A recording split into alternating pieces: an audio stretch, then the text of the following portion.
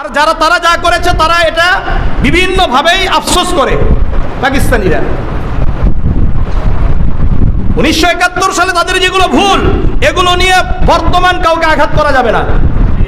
তারা অধিকাংশই চলে গেছে দুনিয়া থেকে, আর অধিকাংশই কি করে, আফসোস করে। এবং আপনারা জানেন বিভিন্ন সময় আমাদেরকে নিয়ে বাংলাদেশ নিয়ে কারা স্লোগান দেয়, পাকিস্তানিরা স্লোগান দেয়, আর আমাদের বিরুদ্ধে ভারতীয়রা কথা বলে, ঠিক কিনা? সুতরাং এখানে অনর্থক এই সুশীলগিরি বাদ দিতে হবে। মুসলমান ভাই ভাই, এটাই হলো বাস্তব কথা। আর গজওয়াতুল হিন্দ হবে রাসূলুল্লাহর স্পষ্ট হাদিস। আপনার পক্ষে কোনো কে আসবে না, হিন্দুত্ববাদী শক্তি আসবে না। আমি নিরীহদের কথা বলছি না। আরেকটা ব্যাপার হলো, এখন বলবেন যে যুদ্ধ করতেছে। আরে ভাই, আমাকে যদি কেউ আঘাত করে তাহলে আগে আমি বলবো যে ঠিক আছে আমাকে মেরা ফেলান, না আপনি এর প্রতিবাদ করবেন, এটার প্রতিরোধ করবেন না? আগে আগে আগে মারছে কারা? কথা বলেন না কেন? এখন আমি মারলে আমার দোষ? অনর্থক সুশীলগিরি করেন কেন? আবার অনেকে বলে যে নিরপেক্ষ বলতে দুনিয়াতে কিছু নাই। নিরপেক্ষ বলতে দুনিয়াতে কিছু নাই। যারা বলে যে আমি নিরপেক্ষ, এর অর্থ হলো সে মিথ্যাবাদী অথবা দালালি করতেছে। নিরপেক্ষ বলতে কিছু দুনিয়াতে থাকে নাকি?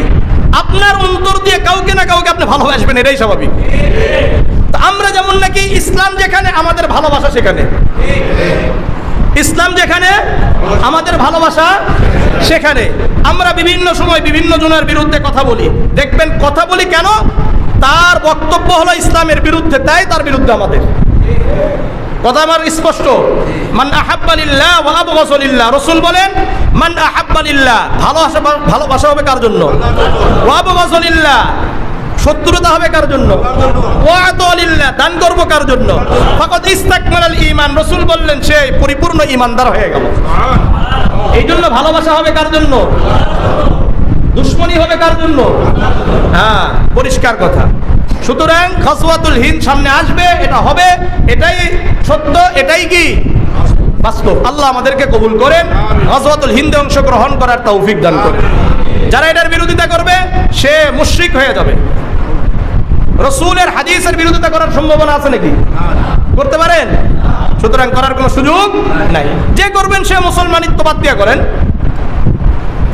আল্লাহ আমাদেরকে বুঝার তৌফিক দান করেন, আল্লাহ বুঝার তৌফিক দান করেন।